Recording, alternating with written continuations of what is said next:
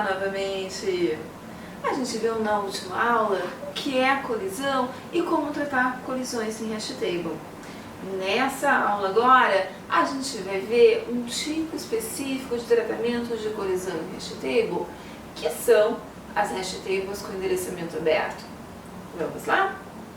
Sempre lembrando que essa videoaula é baseada no livro Algoritmos. Para saber mais sobre o assunto que a gente vai ver nessa videoaula, recomendo a leitura do capítulo 11 do livro. Na videoaula de hoje, a gente vai ver endereçamento aberto, que é uma estratégia de hash table para tratar a colisão. Na verdade, existem 3 formas de recalcular o endereço quando houver colisão no endereçamento aberto. As 3 formas são teste linear, teste quadrático e hash duplo, que a gente vai ver nessa videoaula. Então, no endereçamento aberto, como a gente viu na videoaula passada, todas as chaves são armazenadas na própria tabela hash. Não há nenhuma estrutura de dados adicional, como a lista encadeada que há no encadeamento separado. Nesse caso, se houver colisão, a gente tem que encontrar uma nova posição para armazenar a segunda chave em que houve a colisão. Existem 3 formas da gente calcular esse novo endereço. Elas são conhecidas por teste linear, teste quadrático e hash duplo. A gente vai ver cada uma delas agora. Para que a gente possa entender o endereçamento aberto, vamos ver um exemplo. A gente tem essa sequência de chaves que a gente gostaria de inserir, 7, 17, 36 e assim por diante, e a gente vai inserir essa sequência utilizando a função de hash h de k, onde k é a nossa chave, é igual a k mod 11. Aqui 11 é o tamanho da array que vai guardar as chaves da nossa tabela hash. Essa array aqui, ela tem tamanho 11. Então a gente diz que a capacidade dessa tabela hash é igual a m, que é 11, certo? Então calcular. H de 7 é igual a 7% 11. Como 7 é menor do que 11, então o próprio valor desse resultado, desse resto de divisão inteira, é o próprio 7. Então H de 7, a chave 7 vai para a posição 7. H de 17 é igual a 17% 11. 17 dividido por 11 dá 1, 1 vezes 11 dá 11, e isso sobra 6. Então, 17 vai para a posição 6 da tabela hash. E se a gente continuar fazendo, a gente vai ter que o 36 ele vai para a posição 3, porque H de 36 deu 3. O 100 ele vai para a posição 1. E para o 106, H de 106 vai dar 7 também.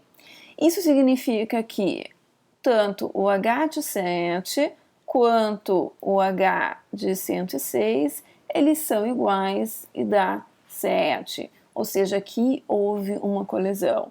Então a gente precisa encontrar uma nova posição para guardar essa chave dentro da array. Isso porque a gente está utilizando um endereçamento aberto onde não tem nenhuma estrutura de dados adicional. Então, uma das formas de calcular esse novo endereço é o teste linear. Como ele é bastante simples, ele é uma das alternativas mais utilizadas para aplicar um endereçamento aberto. Na verdade, o que a gente faz no teste linear é aplicar uma outra função de hash que contém a função hk dentro dela, ok? Vamos ver então como é que funciona? Então, no teste linear, a gente vai ter normalmente a função de hash normal e a gente vai ter hj de k. O teste linear, ele sempre vai utilizar essa função de hash, hj de k. Sendo que, na primeira vez, o j vai valer 0, na segunda 1, na terceira 2 e assim por diante. O que a gente pode ver? Na primeira vez em que o j vale 0, então a gente vai chamar aqui h de 0, vamos fazer isso para a chave 7. De 7 igual o hk. A gente tinha visto anteriormente que o hk de 7 é o próprio 7. Mais o j, que é 0, e isso percente m, que é o nosso 11, ok? O que a gente pode perceber aqui? que na primeira tentativa a gente vai estar somando o HK o HK que é 7 com 0. E isso vai dar o próprio H de K, que é o 7. Certo? Depois a gente está fazendo o percente 11. Só que como a gente sabe que o HK sempre vai ser um número menor do que o próprio M, porque ele sempre vai ter um mod M também, o que acontece, né? Esse 11 aqui, na verdade, ele é um M. Então, o que acontece? Isso aqui vai ser sempre o próprio H de 7, vai ser sempre o HK, que no caso vai ser 7. Então, enquanto não estiver enquanto não houver colisão, esse H0 nesse HJ de K, ele vai dar o próprio H de K. Então, para o 7, ele vai dar 7.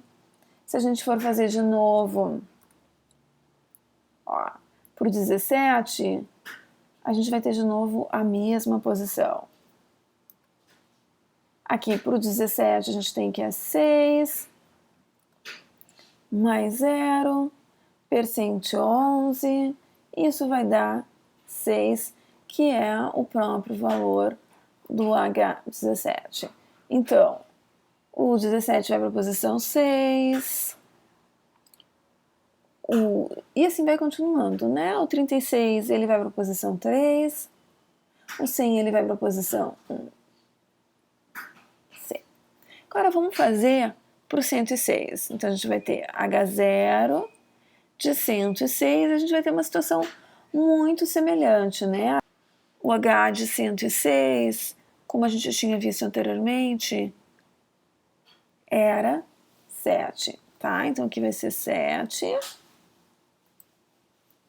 mais 0, percente 11. E, de novo, a gente vai ter aquela mesma situação, né? Essa soma vai dar 7, percente 11, que é um número maior do que o 7, então a gente vai ter aqui o próprio 7. Só é onde vai acontecer a colisão. Então, o que vai fazer? O método de inserção, ele vai agora fazer novamente o cálculo. Na verdade, o que ele tem é um laço, né? A gente vai ver mais adiante na próxima videoaula como calcular isso. Então, ele vai fazer H1 de 106. Isso vai ser igual a 7 mais 1 percente 11. Então, a gente vai ter 8 percente 11, que vai dar 8. Então, o 106 vai acabar indo para a posição 8. Vamos fazer agora para o 205? Vamos fazer aqui em cima, que lá embaixo não tem mais espaço. Então, H0 de 205 vai ser igual a 7, que a gente tinha visto que o H de 205 era 7, mais 0, percente 11, isso vai dar o próprio 7. Aconteceu colisão, a posição 7 já está ocupada, então vai ser calculado o H1 de 205, que isso vai ser igual a 7 mais 1 percente 11, que vai dar 8, ok? Que já está ocupado, então nós temos que calcular o H2 de 205, que vai dar 7 mais 2 percente 11, isso vai dar 9 percente 11, que vai dar 9. Então 205 vai para a posição 9, certo? O que a gente pode perceber é que, na verdade, o que o teste linear faz nada mais é do que, quando houver colisão, procurar a próxima posição livre. Foi o que ele fez para o 106. O H de K tinha dado 7, que estava ocupada, ele pegou a próxima posição livre, que era 106. Para o 205, ele fez a mesma coisa também para essa chave. Ele tentou a posição 7, estava ocupada, tentou a próxima, que era 8, estava ocupada, então ele acabou colocando na posição 9, que era a primeira posição livre.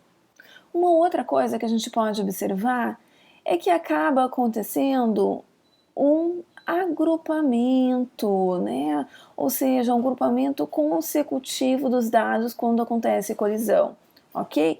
Esse agrupamento, ele é chamado de cluster primário. E ele não é muito desejável, porque ele degrine muito a performance da inserção e da busca, né? No pior caso, até podendo gerar um tempo, uma complexidade de tempo O de n. Por isso, existem outras formas de calcular a nova posição quando houver colisão para não acontecer o cluster primário. Uma dessas outras formas é o teste quadrático. No teste quadrático, então, em vez de utilizar aquela outra função hj de k que a gente tinha visto no teste linear, a gente vai utilizar essa aqui. A grande diferença é que o j está ao quadrado. Vamos ver então um exemplo como é que funciona? Se a gente calcular cada uma dos HJ de K para cada uma das chaves, a gente vai ter inicialmente, até houver a colisão, algo muito próximo do que aconteceu no teste linear. Vamos ver então um exemplo. Para o 7, o que vai acontecer? Ele vai calcular H0 de 7, que vai ser igual ao próprio HK de 7, que era 7, mais o j quadrado, que inicialmente vale 0.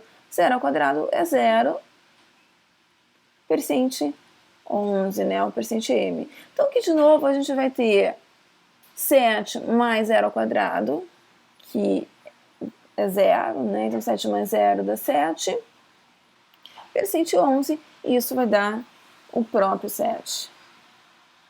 Ok? Então, para cada um, na primeira tentativa, ele sempre vai colocar a chave na função HK.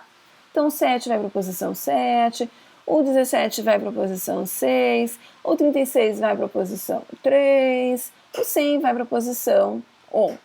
Quando acontece colisão, então, é que a coisa fica um pouquinho diferente, né? Então, como a gente tinha visto, o H0 de 106 vai ser igual a 7, mais 0, que é o valor do j, né? O j vale 0, 1, 2, assim por diante, ao quadrado, percente 11, isso aqui vai ser igual a 7. O 7 está ocupado, ele vai calcular o H1 de 106, isso vai ser igual a 7,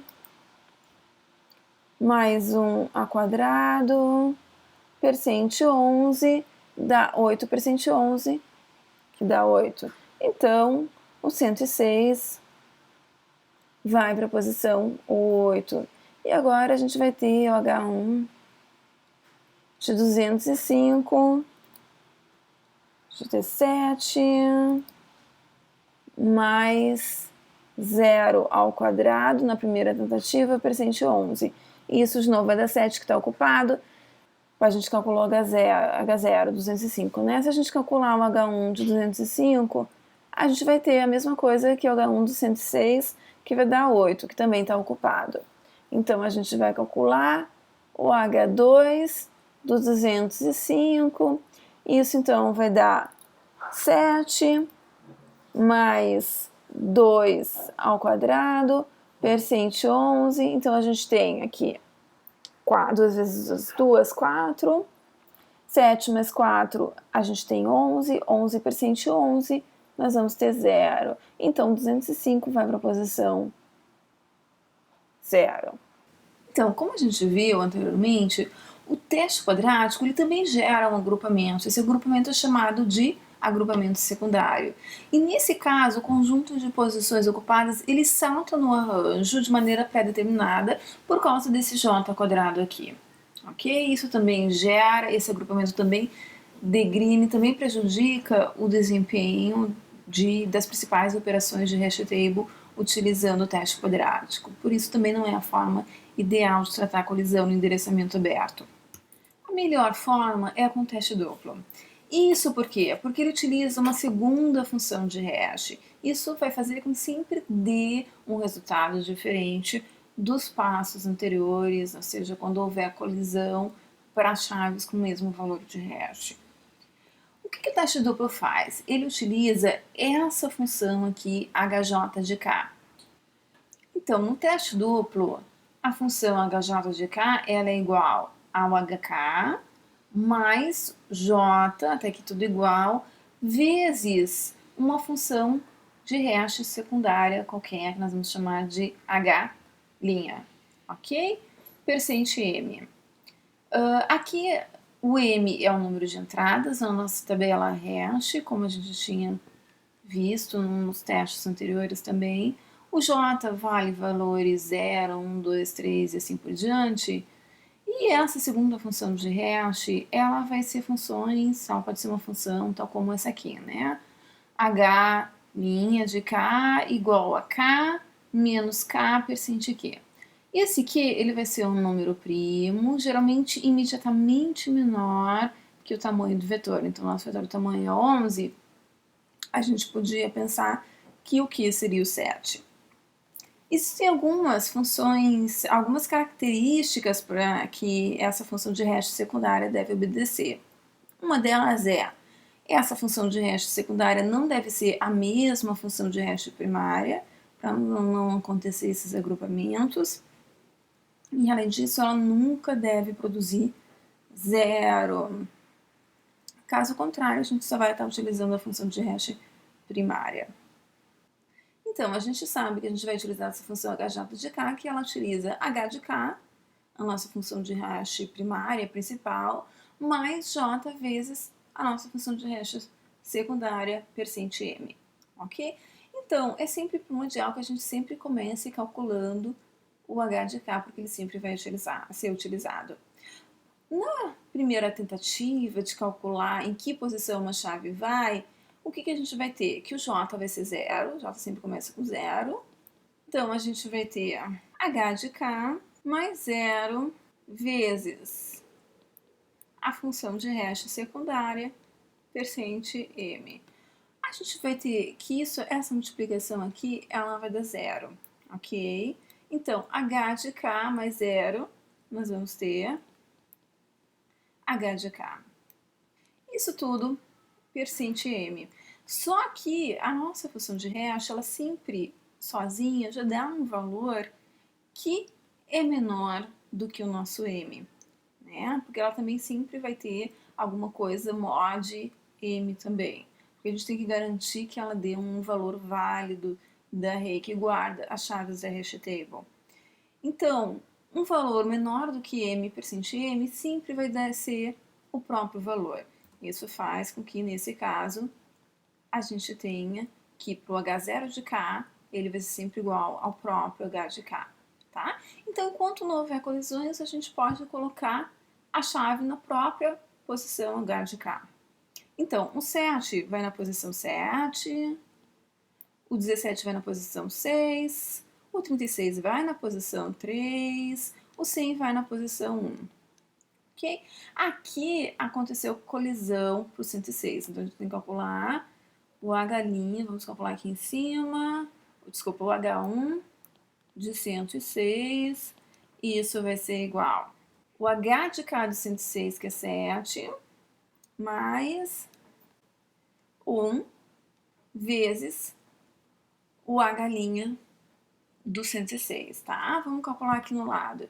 Então, o H' do 106 é igual a essa fórmula aqui. A gente vai utilizar essa fórmula aqui, tá? O nosso Q, ele tem que ser um número primo menor do que o nosso M, que é 11. Então, vai ser imediatamente menor, vai ser 7. Então, isso vai ser 7 menos 106 percente 7. Ok? Bom, o que a gente pode fazer aqui então? 106 percente 7, isso dá 7. Sobra 3, 36, 5 vezes 7, 35, sobra 1. Então, a gente vai ter 7 menos 1, a gente vai ter 6 para o 106, ok? Então, aqui nós vamos substituir por 6, e tudo isso percente 11. Então, nós vamos ter 7 mais 6, isso vai dar 13 percente 11, que vai dar igual a 2. Eu sempre gosto, então, de quando acontecer a colisão, eu já calculo o H' de K e já calculo o HJ de K, né? Aqui, na verdade, a gente tem o H1 de K nessa coluna aqui, certo? Então, como a gente tinha visto no nosso cálculo, o H' do 106 dava 6, e, por último, o H1 do 106 dava 2. Então, 106, ele vai ir para posição 2. Se a gente fizer para 205, como a gente tinha visto nos slides anterior, o HK dele é 7. O H' dele, se a gente fizer aqueles cálculos ali, então, 205 vai ser igual a 7, menos 205, percente 7. Isso aqui vai ser igual ao 5 que a gente viu aqui, certo? Se a gente substituir naquela fórmula, então, H1 de 205 igual 7 mais 1 vezes 5, tudo isso, percente 11. Então, a gente vai ter 7 mais 5, isso aqui vai ser 12, 12 percente 11 dá 1. Então, nós vamos ter 1. A posição 1, ela também já está ocupada, né? Isso faz com que a gente tenha que calcular o H2 para o 205. Então, H2 do 205 é igual ao HK, que a gente sabe que é o 7, mais o J, que vai ser 2, vezes o H' do K, que a gente tinha calculado e tinha dado 5. Tudo isso percente 11. Então, aqui nós vamos ter 7 mais 2 vezes 5, 10. Então, a gente vai ter 17 percente 11, e isso vai dar 6. Essa posição também está ocupada. Então, onde é que a gente vai colocar o 205? Vamos ver uma nova posição. H3 de 205. Isso vai ser igual a 7 mais 3 vezes 5, percente 11. Então, 3 vezes 5, 15. 15 mais 7, 22. 22 percente 11, isso vai dar 0, né? Ó, 22 dá 2, dá 22, sobra 0. Então, o 205 vai acabar indo para a posição 0. Então, por essa aula é só. Muito obrigada pela atenção de vocês e até a próxima videoaula, onde a gente vai ver encadeamento separado. Obrigada, pessoal, e até lá!